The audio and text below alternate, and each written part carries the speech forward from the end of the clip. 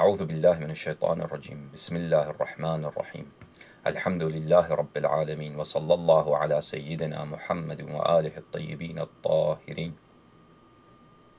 ولا سيما بقية الله في العالمين واللعن على أعدائهم من الآن إلى أبد الآبدين فأعوذ بالله من الشيطان الرجيم النبي أولى بالمؤمنين من أنفسهم وأزواجه أمهاتهم صدق الله العلي العظيم Allahumma salli ala Muhammad wa ali Muhammad. One of the verses in the Noble Quran that is commonly used by the Umari scholars and Umari preachers in order to defend Aisha and shelter and safeguard her against any sort of criticism and censure from the Shia position is the 6th verse in the holy surah of Al-Ahzab. The verse states that the Nabi sallallahu alayhi wa sallam is awla bil mu'minina min anfusihim, has greater authority over the Muslims and the faithful than they themselves have over their own lives, and that his wives are their mothers. This portion of the verse, that his wives are their mothers, is used by them that since the wives of the Nabi sallallahu alayhi wa sallam are our mothers, and mothers deserve great respect and great veneration. Therefore, the wives of the Nabi sallallahu alaihi wasallam, including Aisha, they are beyond reproach and beyond censure and beyond criticism. Is this the meaning of the verse? And if it is true that this is the meaning of the verse, that the verse of the Quran makes it obligatory on Muslims to respect and honor the wives of the Nabi sallallahu alaihi wasallam, is this obligation absolute? In other words, no matter which kind of misbehavior is evinced and displayed by any wife of the Nabi sallallahu alaihi wasallam, she would remain beyond reproach and beyond condemnation. Is this the meaning of the verse? Or there's another meaning of the verse as well? Inshallah, in this segment, I will briefly give you an introduction with respect to the true tafsir of this verse and what the Umari scholars hide from their commonalities. And inshallah, in the coming episodes, inshallah, I will explain this matter with more detail. This is the verse that I just recited to you. أعوذ بالله من الشيطان الرجيم. This is the Holy Quran printed in Saudi Arabia. King Fahd printing complex. Translation by Dr. Muhammad Taqiyuddin Al-Hilali and Dr. Muhsin Khan. Surah Al-Ahzab. أعوذ بالله من الشيطان الرجيم النبي أولى بالمؤمنين من أنفسهم صلى الله عليه وآله وأزواجه أمهاتهم.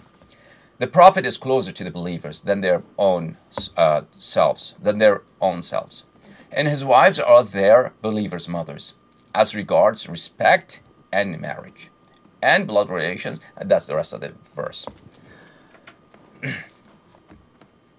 We'll prove, inshallah tabaraka wa ta'ala, in this episode, very briefly, and the coming episodes with more detail, that the meaning of the verse is that the wives of the Nabi sallallahu alayhi wa alihi wasallam are forbidden to be married to any Muslims after the Nabi sallallahu alayhi wa sallam passes away from this world.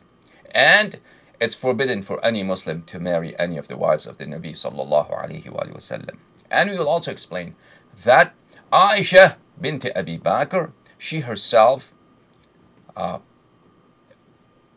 stressed and enunciated that this meaning of the verse is true.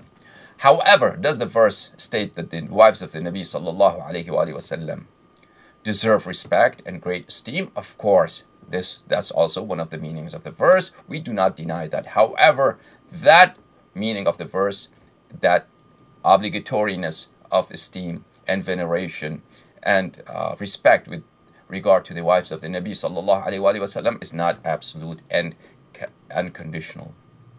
Inshallah tabaraka wa ta'ala, these meanings would come. With respect to the first portion, that this verse means that it's forbidden for the wives of the Nabi sallallahu alayhi wa sallam to marry, and it's forbidden for the Muslims to marry one of them should the Nabi sallallahu alayhi wa sallam pass away. This is the tafsir of Ibn Abi Hatim al-Razi. عن رسول الله صلى الله عليه وآله والصحابة والتابعين, one of the most authentic and reliable tafasir, which narrates the aqwal of Sahaba, the sayings of Sahaba in the Rasul صلى الله عليه وآله وسلم, according to the Umari madhab. Written by Hafidh Abdul Rahman ibn Muhammad ibn Idris al-Razi. This book was published in Dar al-Fikr, and this is the 10th volume thereof, at the year 1424 after the migration of our Nabi sallallahu alaihi wasallam, in Dar al-Fikr in Beirut. Page number 3150. وَمَا كَانَ لَكُمْ أَن تُؤْذُوا رَسُولَ اللَّهِ صَلَّى اللَّهُ عَلَيْهِ وَآلِهِ, verse number 56 in the Surah of Ahzab. That what is wrong with you that you may intend and purpose to cause discomfort to the Nabi sallallahu alayhi wa sallam, and it's forbidden for you to marry his wives after he passes away. We'll talk about that first later, inshallah tabaraka wa ta'ala. And Ibn Abbas, the first narration from Ibn Abbas, في قوله تعالى وما كان لكم أن تؤذوا رسول الله صلى الله عليه وآله. Ibn Abbas said, this verse was revealed, نزلت في رجل هم أن يتزوج بعض نساء النبي صلى الله عليه وآله وسلم بعده. This verse was revealed with respect to a certain man who had intended to marry one of the wives of the Nabi صلى الله عليه وآله وسلم should he pass away. قال سفيان ذكروا أنها عائشة. Sufyan al-Thawri, one of the gigantic figures of Umari scholarship, said that this woman was Aisha. Someone had intended to marry Aisha. Inshallah, in the coming episodes, we will prove that that person who had this unchaste thought and who had spoken these very dishonorable words with respect to Aisha, and while the Nabi sallallahu alaihi wasallam was alive, he is none else but Aisha's cousin Talha ibn Ubaidillah at-Timi. And Talha is, of course, one of the Al-Ashara Al-Mubashara, 10 Sahaba that, according to the Umri congregation, have been given the glad tidings of entering paradise. So, therefore, there was this talk among Sahaba. Inshallah, we'll prove this matter from so many different Umari sources that this person indeed said these words, and he had this intention. So the verse was revealed that you may not marry the wives of the Nabi sallallahu alayhi wa alihi wa sallam. This is Jami' al-Bayan, Tafsir al-Tabari, very famous and arguably the best Umari tafsir that narrates the sayings of the Nabi sallallahu alayhi wa alihi and the Sahaba in Tabi'in with respect to the exegesis of the verse of Quran. جامع البيان للطبري الجزء مجلد الحادي عشر, the 11th volume, تبع دار الفكر, and this is the تاسع عشر part, and this tafsir, 19th part, was published in the year 1430 after the migration of our Nabi sallallahu alayhi wa in Dar al-Fikr, Beirut. In this book, please see what in Surah Al-Ahzab, النبي صلى الله عليه وآله أولى بالمؤمنين من أنفسهم وأزواجه أمهاتهم يقول تعالى ذكره. Allah subhanahu wa ta'ala says so. النبي محمد صلى الله عليه وآله, the Prophet Muhammad صلى الله عليه وآله, أولى بالمؤمنين, has greater authority over Muslims than they do themselves. يقول أحق بالمؤمنين من أنفسهم أن يحكم فيهم بما يشاء من حكم فيجوز ذلك عليهم. He deserves greater authority over Muslims than they do themselves to order and to issue judgments and decrees and Muslims with respect to their lives and their affairs, however he pleases, and whichever judgment and decree he may please. And that decree and that judgment and that command would be enforceable and would be valid with respect to Muslims. So that portion means this. النبي صلى الله عليه وآله أولى بالمؤمنين من أنفسهم. That is the meaning. Now, with respect to the second portion, وأزواجه أمهاتهم. حدثنا بشر حدثنا سعيد عن قتادة بل عفوا وقوله أزواجه أمهاتهم. It begins from here.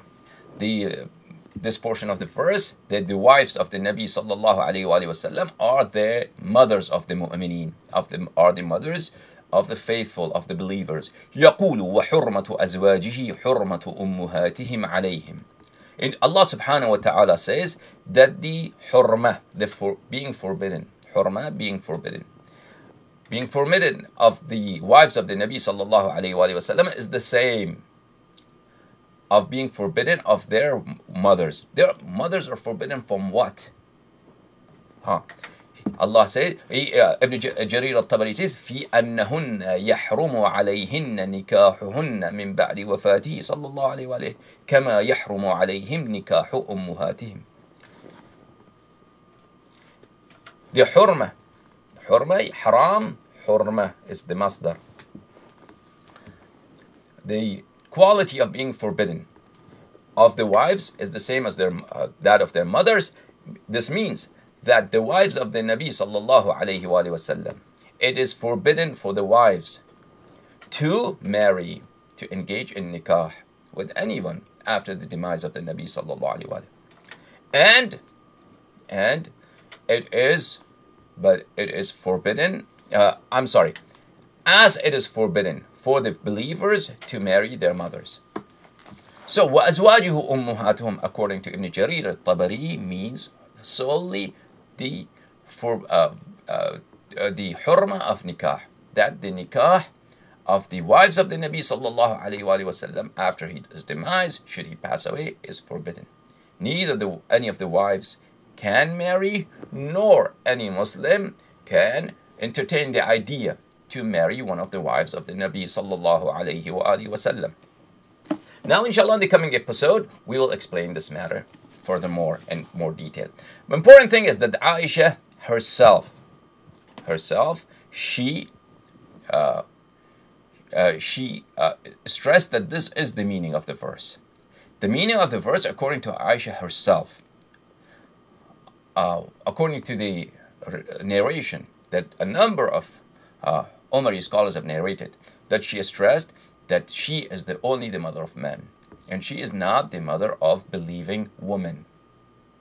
And inshallah tabaraka wa ta'ala, and Umari scholars, they have declared that this position and this tafsir by Aisha herself means that the verse only means what? Only means that it is forbidden to marry the wives of the Nabi sallallahu alayhi wa sallam. Therefore, according to this exegesis and this interpretation of the verse, the verse does not even mean that it's obligatory to have great respect for the wives of the Nabi sallallahu alaihi wasallam. Although I accept that it's a correct meaning, nonetheless, this meaning is not respected and not promoted by Aisha herself. Inshallah tabaraka wa ta'ala, this matter will be explained fully and in more detail, inshallah, in the coming episodes. And also, inshallah tabaraka wa ta'ala, we will explain that we agree without any question, without any doubt and hesitation, that it's utmost important to respect the wives of the Nabi sallallahu alayhi wa sallam.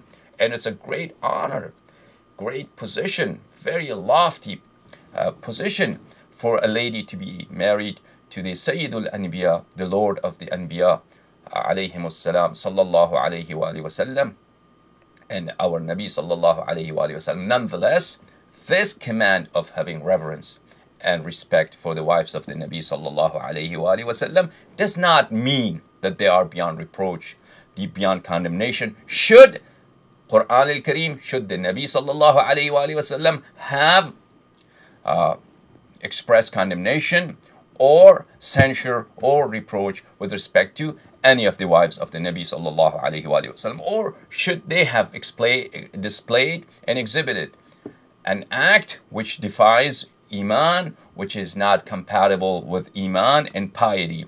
Inshallah tabaraka wa ta'ala, these matters will be covered in the coming episodes.